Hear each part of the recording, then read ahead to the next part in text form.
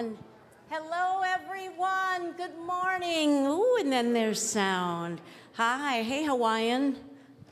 Come on in. Let's all join in, and we'll start our morning festivities in prayer.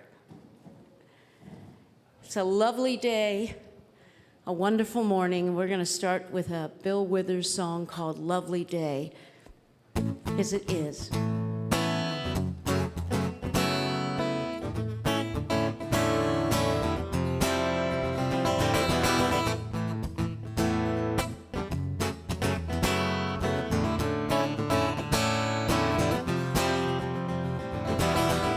When I wake up in the morning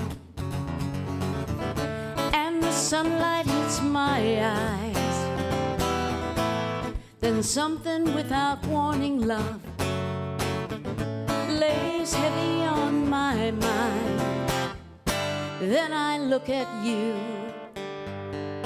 and the world's all right with me. Just one look at you and I know it's gonna be a lovely day. Oh, a lovely, lovely, lovely day. What a lovely, lovely, when the day that lies ahead of me seems impossible to face, and someone else instead of me seems to always know the way. And then I look at you and the world's all right with me. Just one look at you and I know it's gonna be a lovely day. Oh, lovely, it's gonna be a lovely day. I can feel it will be, gonna be a lovely, lovely day. When I wake up in the morning, love, and the sunlight hits my eyes, then something without warning, love, lays heavy on my mind. Oh, and then I look at you and the world's all right with me. Just one look at you and I know it's gonna be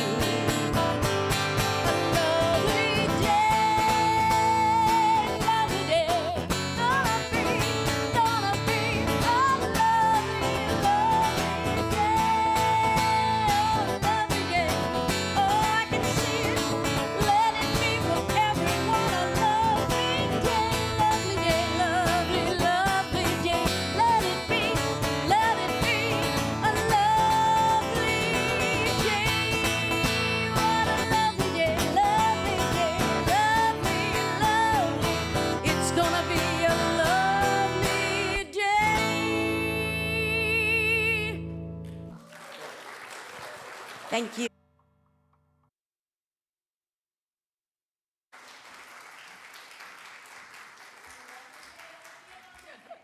It is going to be a lovely day, and thank you, Deborah, Sharn, and Steve Schenkel, our very own Steve Schenkel. And Deborah, welcome back. Welcome back. So welcome to everyone, those of you here in the sanctuary and those of you out in the world. We are so pleased that you decided to join us today. We know that each and every one of you is bringing something unique and especially wonderful to us, and it is our fervent prayer that you take something equally unique and wonderful away, whatever it is that your soul needs from this service. So if you are here for the first time, we would really appreciate your grabbing a welcoming packet. It's out by the front door, and there is a little guest information card there.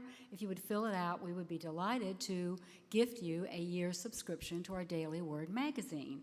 And if you're listening online, you can put your name in for the same offer at unistl.org. Gratitude today to our sound engineer and visual engineer Jeremiah Bircher, who does an amazing job. Jeremiah, you came to us exactly the right time, so we're grateful for you. And thanks also to our prayer chaplains, Betty Ponzar and Ann Hart UP, and to all the prayer chaplains who along with the prayer circle led by Pam Seger, have done an amazing job of holding spiritual space for us no matter what. We appreciate you all greatly. I do have a few announcements. Tomorrow night is the Ladies' Night Out, and so if you haven't already done so and you'd like to attend, everyone's welcome. Mary, would you raise your hand? See Mary Tuminello after service to get your name in the reservation. That would be great. And just remember that our licensed teacher and ministerial candidate, Ann Hart UP, is facilitating a book discussion on the book This Is Your Life, and that group meets on Sunday mornings at 9 a.m. in the adult classroom, and is also available via Zoom. So the only one part you have to register for is if you want to do it via Zoom, so we have all the equipment set up. Today there will be a brief meeting of all the ministry chairs and co-chairs in the adult classroom at 11:45. And this week, I have the right week, you all. This week, we're going to have our hospitality ministry meeting on Wednesday at 6 p.m.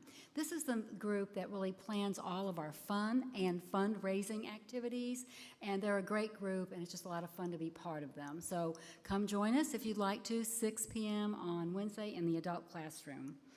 And also next week, very important time for us, we're having our annual meeting. We're doing it sooner than we did last year, actually. Last year we did it in October, so we're better. We're doing it now in August, or actually July. There'll be a luncheon afterwards, spaghetti sandwiches, salad and chips, and the nominating team will put Patricia Reese's name in to fill our one board vacancy. Patricia, would you stand and be recognized? So here's Patricia. So she's going to hopefully be joining our board. Patricia brings many talents, and I know she'll be exactly the right fit for the board. So today's message is Practice Makes Progress. And at this time, I would like to invite Betty Ponzar to read the daily word and lead us in prayer. Betty?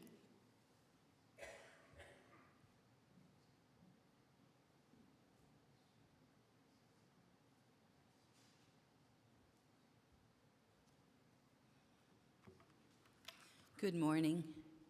I'm Betty Ponzar, and today with Ann Hart UP, we are your prayer chaplains. We'll be over under the windows after service if you'd like to pray with us.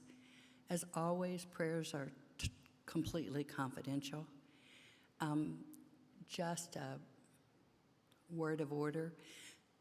Please, after the service, leave those areas clear so that people praying will feel like they have some privacy. So thank you for that. Today our word is realize, and our affirmation is, I realize the power of spiritual truth. Would you say that with me? I realize the power of spiritual truth. I've had many aha moments throughout my life when something that had befuddled me for years suddenly became clear.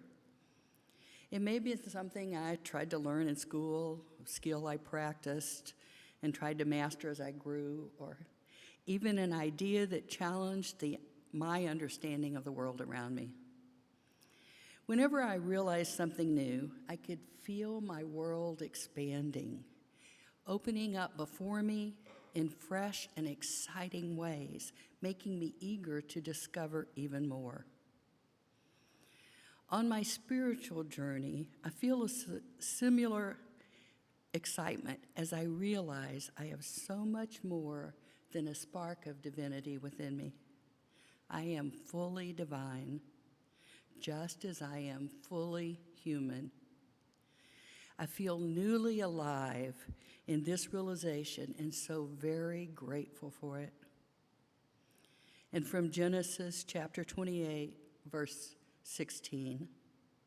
Then Jacob woke from his sleep and said, surely the Lord is in this place, and I did not know it.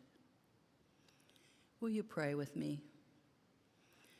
First of all, let's just take a breath and center ourselves in the very center of God, where we are totally connected together. Sweet Spirit, as we as a group and individually join together, realizing our spiritual truth that we are divine, meaning that all things are possible with God and through God. Help us support each other in this knowledge, in this faith, that as we walk together, we lift each other, we only share love, truth, and the faith that you have given us. Thank you, God, for us all knowing this together, walking together, and having each other. And so it is, and so we joyously allow this truth to be. Amen. And now, if you're willing and able, would you join us and join in the hymn, A Vision?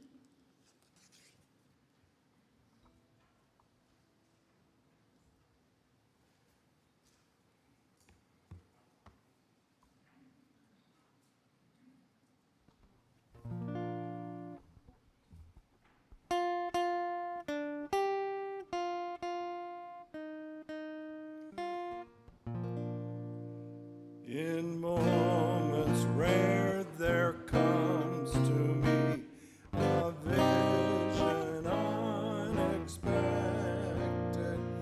I clearly see within my soul the universe reflected. I am a part of all that's good. I feel I know no limit, and God stands for thee. No fancy years can dim it, no matter what my future hours may hold of earth-born sadness. I know there comes to me in truth a heritage of gladness that transcends all grosser things. I've caught the vision glorious. We are a part of all that's good, and good shall be victorious.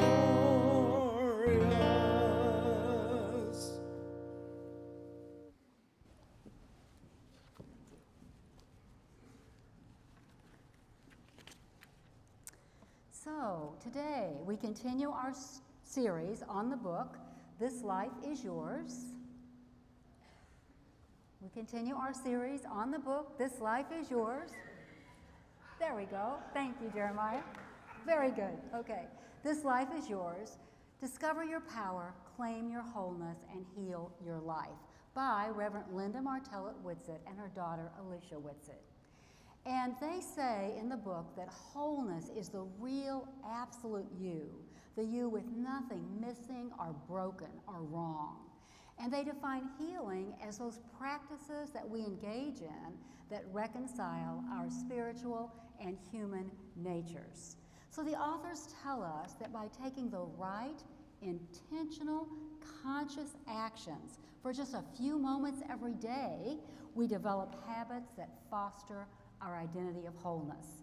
In their words, whatever deepens self-realization, whatever shifts awareness from something wrong to something wonderful, whatever furthers your longing and fulfillment, whatever challenges your unchallenged beliefs, whatever sends shivers down your spine, whatever shakes your foundation, whatever provokes and disturbs you, whatever leads you on an unfamiliar path, act intentionally on these things. Reverend Linda and Alicia shared 26 practices, A to Z, to choose from to anchor ourselves in wholeness. Now, I don't see that anybody brought their lunch or dinner today, so we're not going to do all of them today. We're just going to do a few of them, okay? Might take a while to do them all, but they're in the book.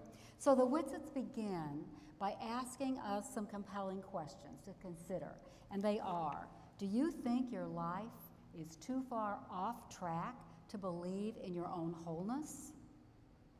Are you convinced that what you have been doing your best to cope with multiple conditions, a complex disease, or the drain of unending relationship issues? Have you been facing challenges so long that you've become discouraged, despondent, and even hopeless? If you answer yes to any of these questions, you might be a victim of stress. Stress can be cumulative. Once it takes root, it gains momentum and magnitude, sort of like a snowball rolling down the hill. The authors admit that once you're steeped in stress, it can seem difficult or maybe downright impossible to see that there's nothing broken about yourself. There seems to be a lot of evidence in the outer world that appears to be broken, and Reverend Linda and Alicia do not suggest that you ignore or discount your experiences. That would not be healthy. But continuing to spin in them keeps you stuck right where you are. There's an old Zen saying, you cannot keep birds from flying around your head, but you can keep them from building nests in your hair. So in order to keep those birds out of our hair, Reverend Linda and Alicia suggest we just press the pause button for as little as 15 minutes a day to interrupt the relentless stress with an intentional spiritual practice. Practice makes progress, resulting in optimism, hope, and greater awareness of our true nature of wholeness. Now, of the 26 suggested practices, the authors say that none is more valuable than the first one we're going to explore. Really, it's one we talk about a lot in Unity, but we might not think of its connection to healing and wholeness. It is gratitude. Gratitude. So you may have heard the story about a wealthy father who took his only son to live on a farm for a few days. And the father's motive in this was to try to teach his son to be grateful for his many, many luxuries. So they spent 2 or 3 days, nights on this farm with a family who was considered to be very poor. On the way home, the father said to the son, well, son, did you see how those poor people lived? And the son said, well, Dad, I sure did. I saw that they have 4 dogs and we have only 1. I saw that we have a pool that stretches to our garden and they have a creek that has no end. I saw that we live in a gated community where it keeps us safe and they have neighbors and friends to keep them safe. I saw that we have twinkling imported lights all around our patio and they have all the stars of the night sky. I saw that we pay for and have our food delivered and they grow their own. I saw that we have servants and they come together to serve one another. So really, when you think about it, it's all a matter of perspective, right? What we're grateful for and what we're not. Where the father saw lack, the son saw good. Where the father counted his worth among money and possessions, the son saw greater blessings. Emily Cady wrote, gratitude is knowing the good, seeking the good, speaking the good, expecting only good, and the results of these attitudes is to bring forth our desires. Gratitude is the soul's recognition of its relationship to God, and there is no limit to its capacity. So the Whitsits say a practice of gratitude can be simple or it can be complex. I have to take time out for just a brief little family story, and that is our oldest daughter last night hosted this amazing family get-together where we celebrated all of the holidays we had missed during COVID. It was so fun. We had an Easter egg hunt, there was a Christmas game, there were things from Thanksgiving. It was just amazing. And one of the things that impressed me the most when I walked in is she had this framed plaque that she had written during COVID, and it was the good that came from COVID. And she listed things like family members' healings and a new grandson born into the family, and our 6-year-old grandson doing kindergarten on Zoom and learning how to turn off his microphone and his video when he didn't want to be seen and heard. So all sorts of fun things. And I love that, and I think we could all do that, and we might look back on the time a little differently, not in any way discounting all the pain and heartache that happened, but good always comes from things. So the Whitsits say that it can be just as simple as recalling good moments of the day before you go to sleep. Or in the morning, before your feet hit the floor, start the day with gratitude, appreciating a comfortable pillow or the sun streaming through the window. It has been said that saying thank you for a gift that we've already received is good manners, but saying thank you before a gift is received, like Jesus did so many times, is really a spiritual practice, one that leads us to living in divine expectation of our good. So even if you are experiencing a difficult meeting or a conversation or a doctor's appointment that frightens you a little bit, just pause and affirm gratitude that the good you seek already exists, because it does in the absolute realm. Sometimes, however, we have to admit, in our human skins, when we don't feel well or we're experiencing something that looks like lack, it's a little hard to feel grateful. Has anybody ever had that happen? I think we all have. So at times like these, Reverend Linda and Alicia recommend a practice from Abraham Hicks called a rampage of appreciation. I love that term. And this is the way it works. In the midst of any difficulty or challenge, just bring to mind every single thing that you authentically feel grateful about in the moment. Every little thing. So for example, let's say you're stuck in an unexpected traffic jam and you're late for an appointment. You could sit there and fret and stew about that and, be spinning out. Or you can think, I'm grateful I have a cell phone. I'm grateful I have enough gas. I'm grateful that I have a mug full of coffee in the car. I'm grateful that I even have a car, right? Look for something to be grateful about. And so now the reason that all of these strategies work to restore us to peace, prosperity, and even physical healing is prayer. Like prayer, gratitude is causative energy. It causes good to happen. Where our focus goes, we've said before, energy flows. And research findings reveal a consistent practice of gratitude, true appreciation, has to be true and heartfelt, result in multiple physical, emotional, and social benefits, including a strengthened immune system, lower blood pressure, sounder sleep, less anxiety, improved self-esteem and decision-making, and deeper interpersonal relationships. It's a universal law that a grateful attitude attracts us to more for which to be grateful. So that's how it works. So the next practice we're going to look at is one that Jesus addressed time and time again, the practice of forgiveness. Now again, we might not always consider the relationship of forgiveness to healing our lives. However, research shows many, many benefits, including healthier relationships, improved mental health, less anxiety and stress, lower blood pressure, less depression, stronger immune system. So, and improved self-esteem. So some of the same ones that gratitude really give us. And it's just been proven. And by the way, the group that proved this was Mayo Clinic, the esteemed Mayo Clinic. So they have research behind it. Now, spiritually, we get some benefits also. Spiritually, forgiveness has been called the gate to the kingdom of heaven. We know that Jesus taught that the kingdom of heaven is where? Is where? Within, absolutely. However, Reverend Jim Rosemergy says there is one reason that we do not experience the kingdom of heaven. It is simple. It's because we hold ill feelings toward ourselves or another human being. As students of truth, we know that God is love, pure and unconditional. And created in Spirit's image and likeness, we also are love. God is always true to God's image, spiritual image and nature.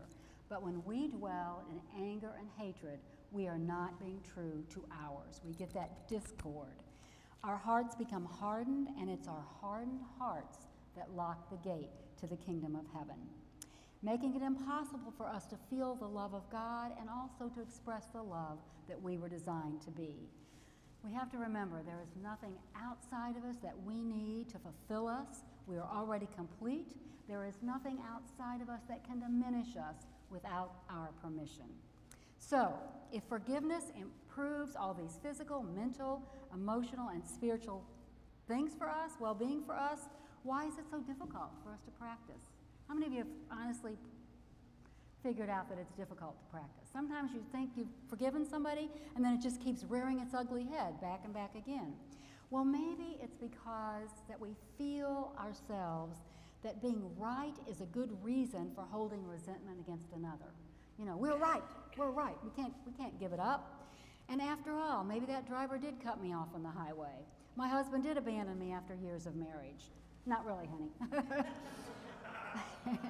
My children never do call. Maybe all that is absolutely true on the outer. However, allowing the unforgiven to live rent-free in our heads keeps us from claiming our own wholeness. The Buddha said, when we absolutely, is that the next slide? Yes. Holding on to unforgiveness or holding on to anger is like grasping a hot coal with the intent of throwing it at somebody else, and guess who gets burned, right? We know who gets burned. So the thing is, when we really want and have the willingness to forgive, there are a couple resources we can look at. One is the Sedona method, recommended by Reverend Alicia and I just ordained Alicia, Reverend Linda and Alicia, and it is, you can find that on sedona.com. It is simply asking yourself 3 very simple but very deep questions, really, and they are, can I let this feeling go? Can I really let this anger and resentment go? Will I let this feeling go? And finally, when will I be ready to let it go? And the authors say that just continuing to ask these questions over and over again, we gain insight, willingness, and the ability to release resentments that are holding us down in order to take that giant step to open the gate to the kingdom of healing and wholeness. So, moving on to the next practice, here's a question. How many of you have ever gotten up in the morning, made coffee half asleep, fed the dog or cat, emptied the dishwasher, and then looked back and not even remembered that you'd done any of those things, right? Or driven to work or to pick up a friend and not even remember what the route was or what you passed along the way. We all do that sometimes. We do. And the thing is, these oblivious automatic behaviors mean our minds are full instead of being mindful. There's a difference between full minds and mindful. Being mindful means our minds are not full of a million details about our day ahead, problems to be solved, or what we have done or plan to do. Reverend Linda and Alicia say, mindfulness is a practice that can connect us to our wholeness. Jon Kabat-Zinn, who's one of the most popular Western writers on mindfulness, defines mindfulness as the awareness that arises through intentionally paying attention in the present moment, non-judgmentally. Being mindful means we are aware of our current experience here and now without labeling everything good or bad, just being with it. Our authors say with practice, we can become skilled at recognizing that continual mental chatter that we've talked about before, self-talk, constant criticism that goes on underneath the surface of our awareness. Becoming aware of that is very important. Mindfulness transforms how we relate to events and experiences.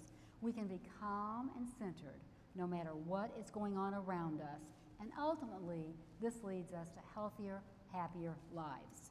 So Dr. Dan Siegel shares the ABCs of mindfulness, and they are A, awareness. I just kind of mentioned this. Become aware of what you are seeing, smelling, tasting, hearing, and sensing in the moment. And when the mind distracts you, and distract you it will, I guarantee it, then you just go back to that. Just go back to what am I feeling, what am I sensing, what's going on around me.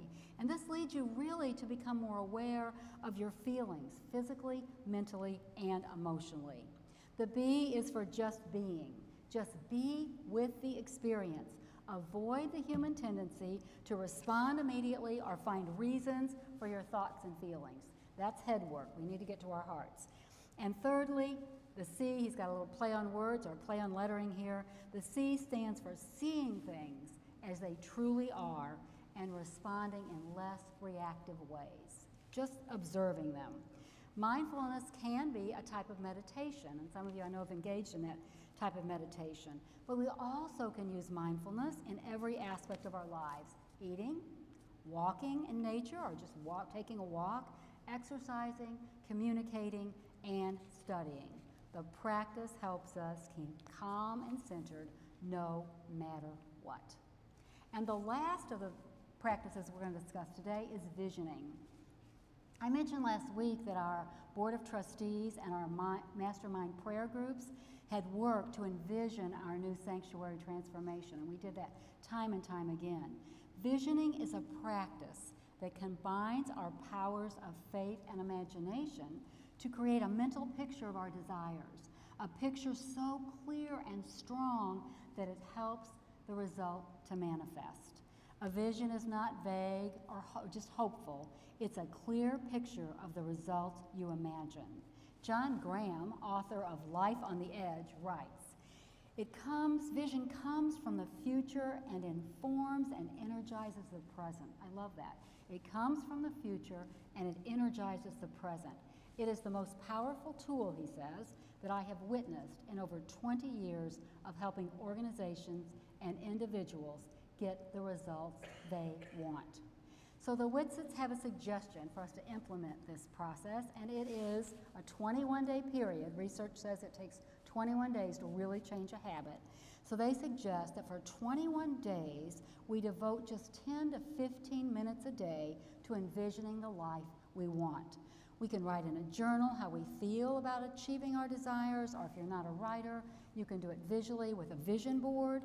Each day you begin with a blank page and you write or you create new pictures. Some days it might feel like you're just doing the same old thing over and over again, but the Whitsits say keep at it, putting language, imagery, and feeling to your vision. It's about who you want to be and what you absolutely can be. Other practices shared in this chapter, it's chapter 5, by the authors are breathing, creativity, imagination, kindness, learning, chanting, meditation, prayer, quest, rest, singing, writing, what if X, yoga, and zooming in. Aren't you glad I didn't do them all this morning? There are a lot of them, right? 26, but they're all good. Some of them are very short. And we're going to incorporate two of the ones that I didn't mention, affirmation and heart opening, in today's meditation. So, whatever intentional practice you choose as a vehicle to claim your wholeness, just know that you are on this earth to, as Unity co-founder Charles Fillmore said, to be everything you can imagine God to be. Empowered with all you need, pre-programmed with all you need. Remember, intentional practice makes progress toward claiming your wholeness and healing your life. And so it is. So let's just take a moment now to breathe and affirm the great truth about the divine that makes all things possible and all these things possible. Together, there is only one presence and one power in the universe and at work in my life. God, the good, omnipotent, and so it is.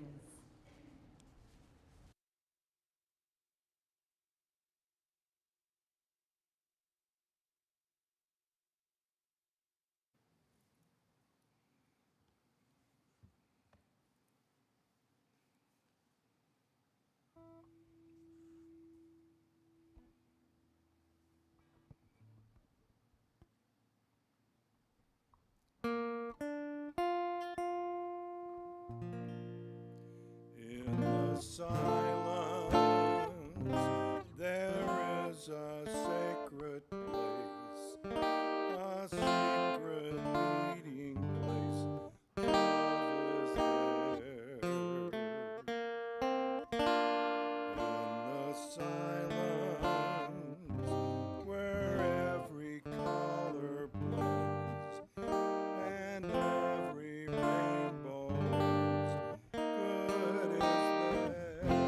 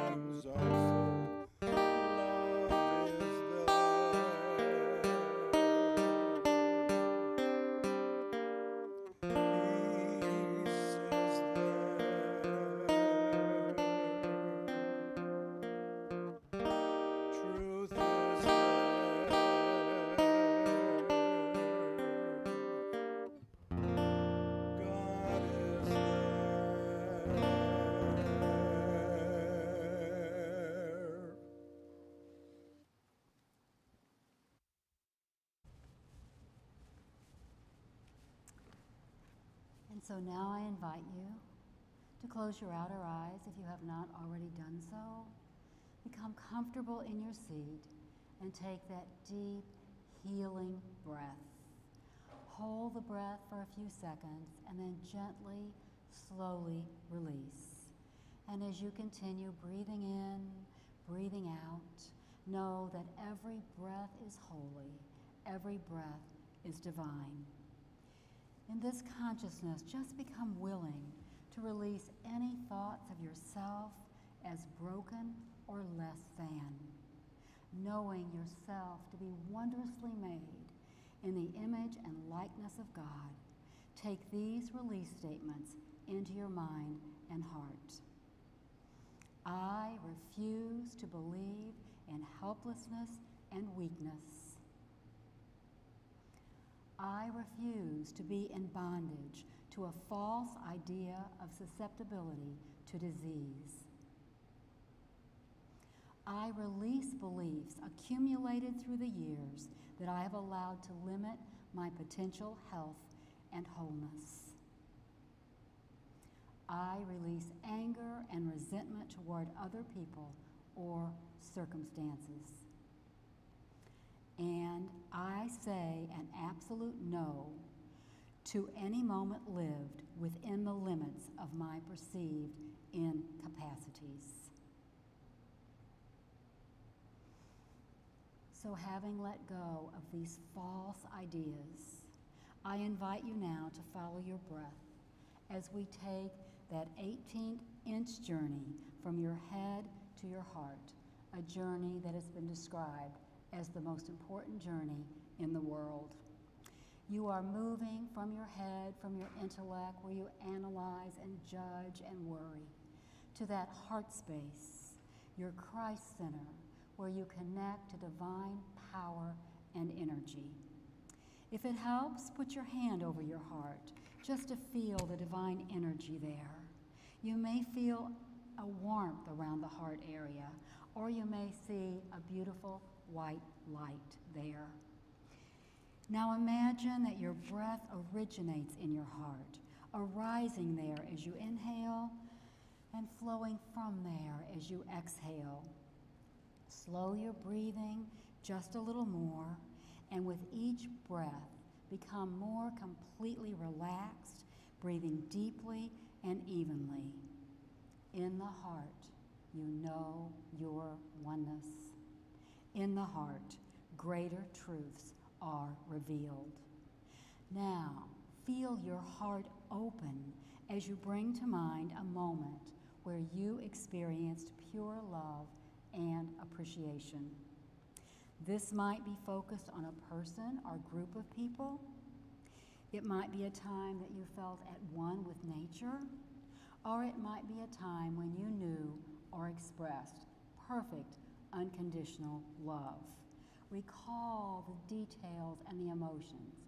Feel the way you felt at that moment. Bask in the memory, right here, right now.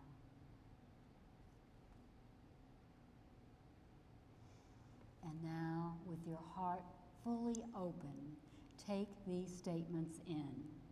I am one in perfect divine love. Divine love is my true nature. Therefore, I can live in peace and harmony with all of life.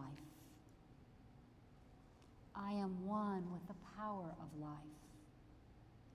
I am the light of perfect wholeness into my body and into my daily living, and I shine that light. I am one with infinite wisdom, therefore I trust my deepest intuition. I am one with divine power. As the author of my life, I think, say, and do what supports my health and well-being. And so now, for a few moments in the silence, visualize wholeness as your true nature in every single area of your life in the silence.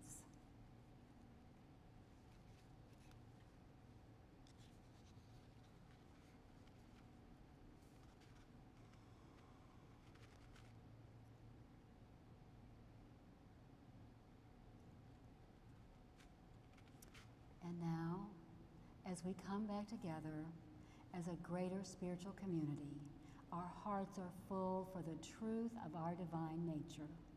We celebrate that the power within each and every one of us is greater than anything that would happen to us in the outer world. We set the intention to allow this truth to permeate every thought, feeling, and act as we move ever closer to our innate wholeness. And so it is, and so we joyfully allow it to be, in the name and through the power of the perfect Christ energy, we say thank you, God. And so it is. Amen.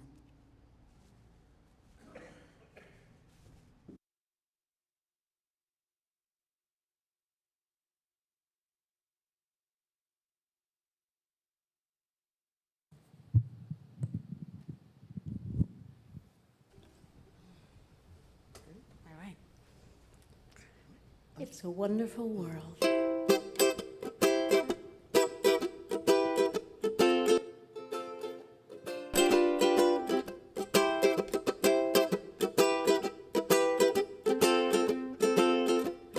I see trees of green, red roses too.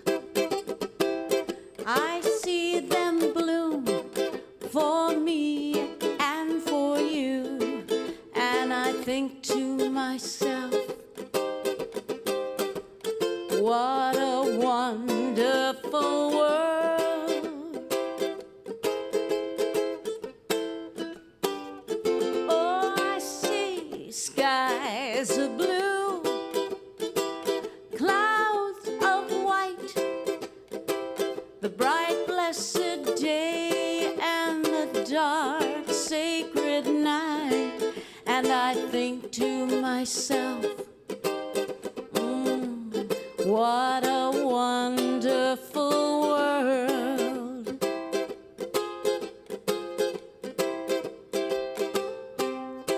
The colors of the rainbow, so pretty in the sky, and also on the faces of people passing by. I see friends shaking hands, saying, how do you do? They're really saying, I love you. I hear babies cry. I'll watch them grow. I learn much more than I'll ever know. And I think to myself, what a wonderful world.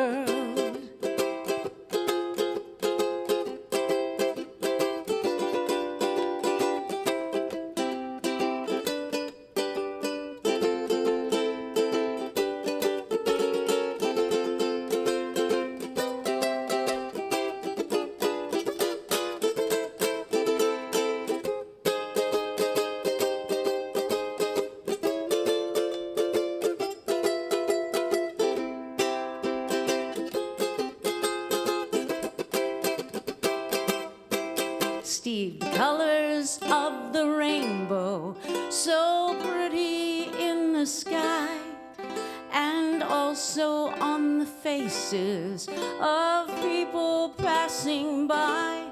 I see friends shaking hands, saying, how do you do? They're really saying, I love you.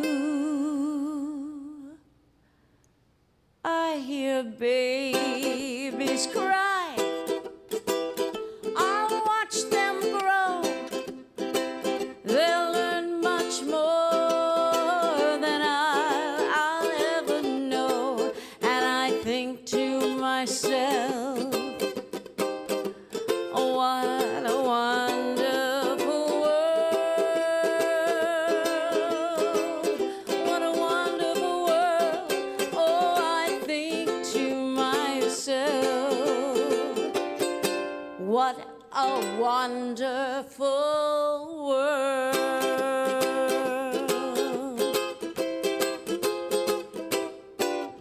Oh, yeah. What a wonderful world. Thank you. Thank you.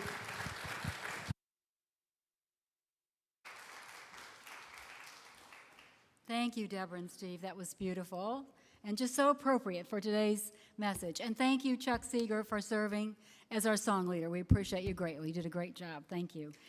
Give him a hand, yes.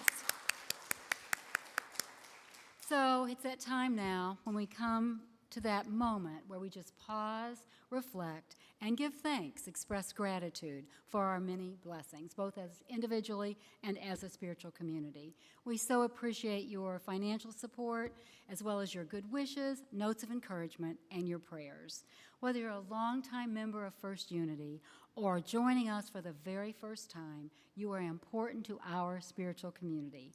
We know and affirm that we are one with divine source and with one another.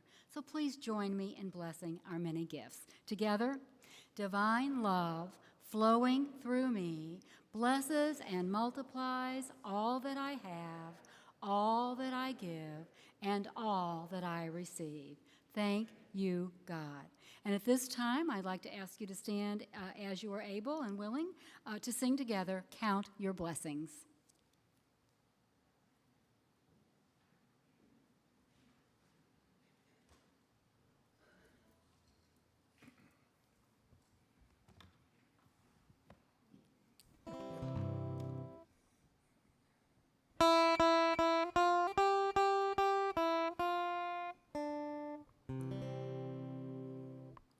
When upon life's billows you seem tempestuous,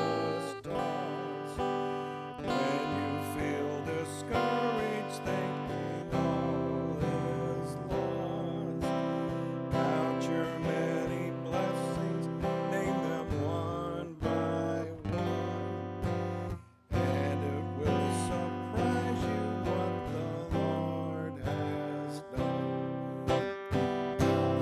Count your blessings, name them one by one. Count your blessings, see what God has done.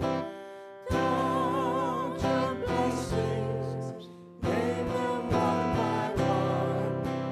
Count your many blessings, see what God has done.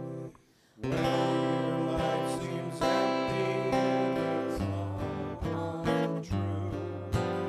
There's a mighty presence making all things new.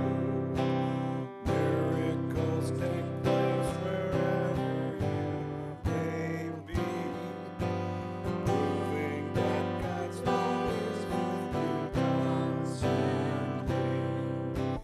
Count your blessings, name them one by one.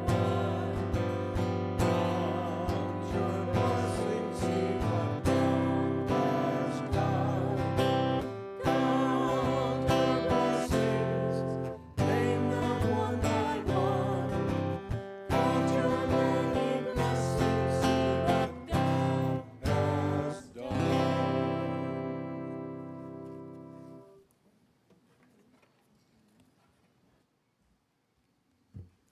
So thank you all for being with us today, whether you're here in the sanctuary or out in the world. We look forward to seeing you again next week as we explore more about how to connect with our healing and wholeness. And we appreciate all of you who have been liking us on Facebook and sharing our posts, subscribing to our YouTube channel, and following us on Instagram. Our numbers are going up and up, and we appreciate that. In oneness, please know that we're holding everyone in the sacred space of love, light, peace, and wholeness. So before we end today, Steve and Deborah are going to do an ending song for us, which will be wonderful. But before that, just real quickly, we are having the ministry chair meeting in the adult classroom. You have time to run down and get a cup of coffee and a snack and bring it up if you'd like. And also, I would like to invite all of us to stand if you're willing, and let's raise our hand and hearts for our extended prayer for protection. Together. The light of God surrounds us. We are the light. The love of God enfolds us. We are the love. The power of God protects us. We are the power. The presence of God watches over us. The presence indwells us. Wherever we are, God is, and all is well. Thank you. You may be seated for our last song. Song is, thank you, it's written by Michael W. Smith, who wrote a lot of songs that Amy Grant recorded, and it's called Healing Rain.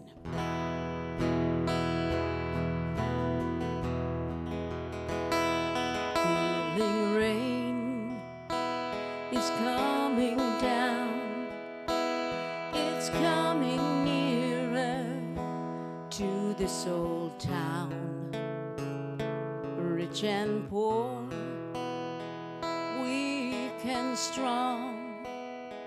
It's bringing mercy, it won't be long. Healing rain is coming down. It's coming closer to the lost and found. Tears of joy and tears of shame are washed forever in healing rain. Healing rain, it comes with fire, so let it fall and take us higher. Healing rain, I'm not afraid to be washed in heaven's rain. Lift your head, let us return to the mercy seat where time began. And in your eyes I see the pain. Come soak this dry heart with healing rain.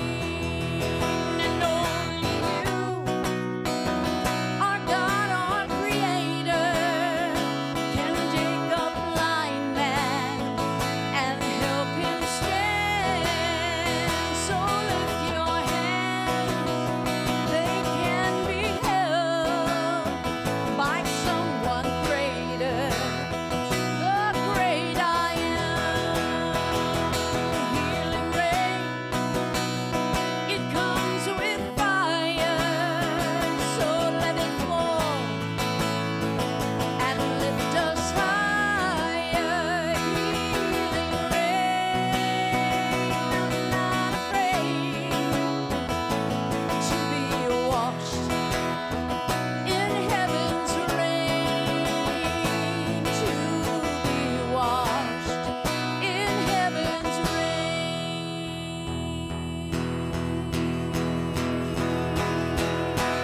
Healing rain is falling down. Healing rain is falling down. I'm not afraid. I'm not afraid. Healing rain is falling down. Let it fall. Oh, it's falling down. I'm not afraid, Lord. No, I'm not afraid. Healing rain is falling down. Let it fall. Let it fall down. I'm not afraid. No, I'm not afraid. Oh, healing rain is falling down. Healing rain is falling down. I'm not afraid. I'm not afraid. Healing rain.